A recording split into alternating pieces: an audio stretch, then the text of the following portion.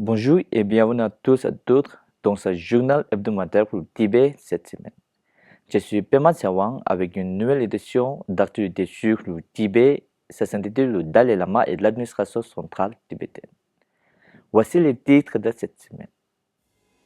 Message de sacerdoce le Dalai Lama à l'occasion du Bouddha Purnima. Des écrivains tibétains détenus feraient face à une crise sanitaire grave en garde à vue chinoise. Le Parlement européen condamne la loi sur l'unité ethnique de la Chine et adopte une résolution. Le bureau de Tibet à Washington participe à la cérémonie annuelle des débats de JEP, Roll Call of Nations, organisée par la Fondation du Mémorial des victimes du communisme. Le représentant Chile Chuki s'entretient avec Nicholas Walter. Festival spirituel tibétain à Tokyo. Journée de la calligraphie tibétaine.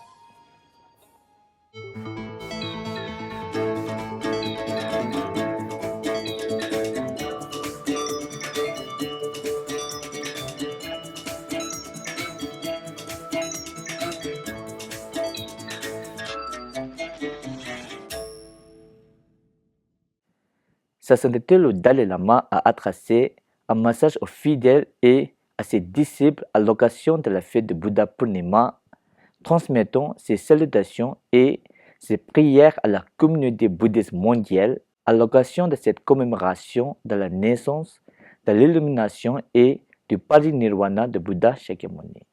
Sa sainteté a rappelé dans son message la profonde vision du Bouddha Shakyamuni concernant l'interdépendance. L'appel de Bouddha a nui à personne et a aidé tous les êtres, demeure le guide le plus compatissant et le plus pragmatique pour vivre en ces temps troublés. Sa sainteté le Dalai Lama a encouragé les disciples de Bouddha à être des bouddhistes du XXe siècle, à découvrir ce que les enseignements signifient véritablement et à les mettre en pratique. Selon certains rapports, deux écrivains tibétains, Gangye Drukpa Kyab et Tsering Troma, se trouvent dans un état de santé critique en raison de l'insuffisance des soins médicaux et de la négligence dont ils font l'objet en détention sous garde chinoise. Gangye Drukpa Kyab, connu pour son œuvre littéraire, souffrirait de troubles de la mémoire, d'une perte de la vue, ainsi que d'insuffisance cardiaque et rénale. Tsering Troma, qui aurait subi de graves sévices physiques et de mauvais traitements sévères durant sa détention, souffre de déclin cognitif et de complications cardiaques. Gangye Drukpa Kyab est un écrivain de renom qui a été arrêté une première fois en 2013 après que les autorités chinoises l'ont accusé d'incitation au séparatisme. Libéré en 2016, il a de nouveau été interpellé pour après être détenu pendant 17 jours pour avoir été en possession d'un portrait de sa sainteté le Dalai Lama. Le 23 mars 2021, il a été arrêté une nouvelle fois, puis condamné en 2022 à une peine de 14 ans de prison pour incitation au séparatisme et atteinte à la sécurité de l'État. Les autorités auraient invoqué ses écrits et ses publications comme motif de ces arrestations répétées. Ses œuvres notamment Calls from Afar, The Pain of the Times, Tears of Today, Colors of the Years, White Scarf and The Red Blood of 2008 explorent les thèmes de l'identité tibétaine et de réalités sociopolitiques vécues par les Tibétains. Tsering Troma a été arrêté à de nombreuses reprises pour avoir manifesté son opposition au gouvernement suite à sa participation signalée au soulèvement de 2008 aux côtés de son père. Elle a de nouveau été arrêtée en 2021, suivant le même schéma de traitement brutaux et de privation de soins médicaux en détention chinoise. Tsering Troma a subi de graves sévices physiques et aurait eu la hanche fracturée. Sa santé s'est par la suite détériorée marqué par une perte de la vue et les séquelles de torture tant physique que mentale. Le 30 avril, le Parlement européen a fermement condamné l'assaut sur l'unité ethnique de la République populaire de Chine par l'adoption d'une résolution marquant une intensification significative de l'opposition internationale aux politiques d'assimilation forcée de Pékin. Les parlementaires européens ont averti que cette soi-disant loi chinoise, dont l'entrée en vigueur est prévue le 1er juillet 2026, représente une tentative systématique d'effacer le patrimoine culturel, religieux et linguistique du peuple tibétain en imposant l'idéologie d'État et en privilégiant le mandarin par rapport aux langues autochtones dans toutes les sphères publiques. Au cours de la résolution adoptée à une large majorité se trouve un rejet ferme de l'ingérence de Pékin dans les affaires spirituelles tibétaines. Le Parlement stipule explicitement que la succession du Dalai Lama est une question strictement religieuse qui doit être déterminée exclusivement selon les traditions bouddhistes tibétaines, exemptes de toute coercition gouvernementale.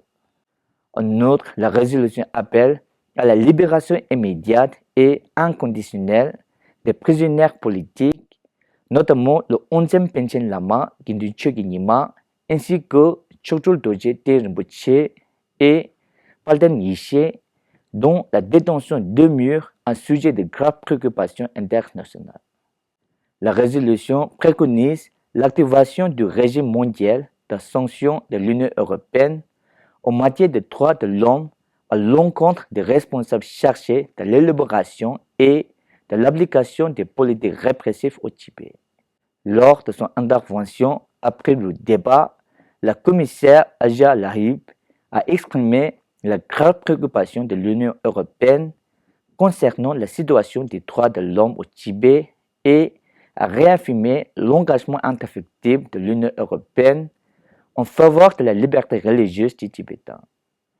Rinzin Gengan, représentante de sa sainteté le Dalai Lama auprès du bureau du Tibet à Bruxelles, a exprimé sa gratitude au Parlement européen pour cette réponse forte et opportune. Le 23 avril, Sultim Gyatso, agent de liaison chinois du bureau du Tibet à Washington, D.C., a participé à la 19e cérémonie de dépôt de JEP, Roll Call of Nations, organisée par la Fondation du Mémorial des victimes du communisme. L'événement a réuni des représentants de 17 bureaux gouvernementaux, dont le bureau de l'Union européenne aux États-Unis et le gouvernement de Taïwan. Ils ont été rejoints par 40 organisations non gouvernementales, toutes venues participer à la cérémonie de dépôt de JEP pour exprimer leur solidarité avec les victimes du communisme. Parmi les intervenantes lors du rassemblement figurait l'organisateur de l'événement Eric Patterson, l'ancien ambassadeur itinérant des États-Unis pour la liberté religieuse internationale, Sam Brownback, et le membre du Congrès américain, Joy Wilson. Chile Chuki, représentant de sa sainteté le Dalai Lama au bureau du Tibet à Genève, et Punzo Tobgel, responsable du plaidoyer auprès des Nations Unies au sein de ce même bureau, ont tenu une visite de courtoisie auprès de Nicholas Walter, conseiller d'État au département du territoire du canton de Genève. Nicholas Walter est largement reconnu pour son engagement indéfectible en faveur de la défense des droits de l'homme. Le représentant Tilly Chuki a également assisté aux cérémonies de prière et à l'inhumation de l'ancien ministre allemand Schwarzling et a transmis le message officiel de condoléances au nom de sa sainteté le Dalai Lama et l'administration centrale tibétaine. Le professeur Christian Schwarzling, ancien ministre fédéral allemand et fondateur de la fondation Schwarzling, est décédé le 2 avril 2026 à Francfort à l'âge de 95 ans. Au-delà de ses contributions nationales, il était également un ami indéfectible et de longue date du peuple tibétain, plaidant sans relâche pour la justice et le dialogue et une résolution pacifique. Le week-end dernier, le Tibet House Japan et le Safe Tibet Network ont co-organisé conjointement un festival spirituel tibétain de 2 jours au Tom Tsukuji Ongwanji à Tokyo.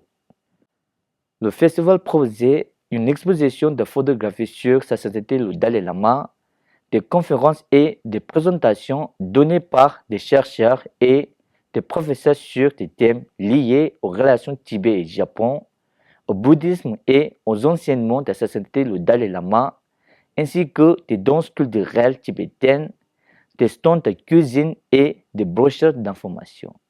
3 de ces vidéos de la série A Compassion Revolution Series, produite par Tibet TV, ont été présentés au public.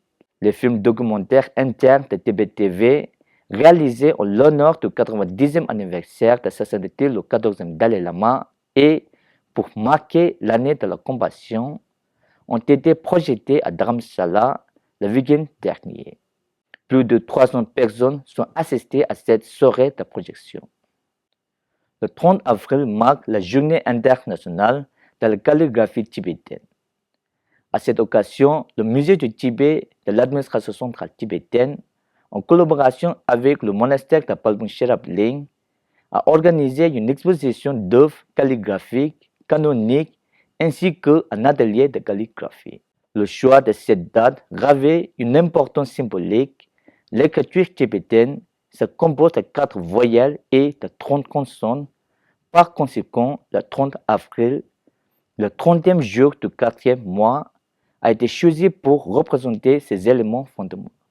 Le vénérable Karmavangta du monastère de Palbung Sherab Ling, directeur du département de littéraire du monastère, a parlé de l'histoire et de l'évolution du système d'écriture tibétain conçu à l'origine par Thumi Sampotra au 7e siècle, ainsi que sur son développement ultérieur durant la période dite de la seconde diffusion d'enseignement, faisant suite à l'ère de fragmentation du Tibet.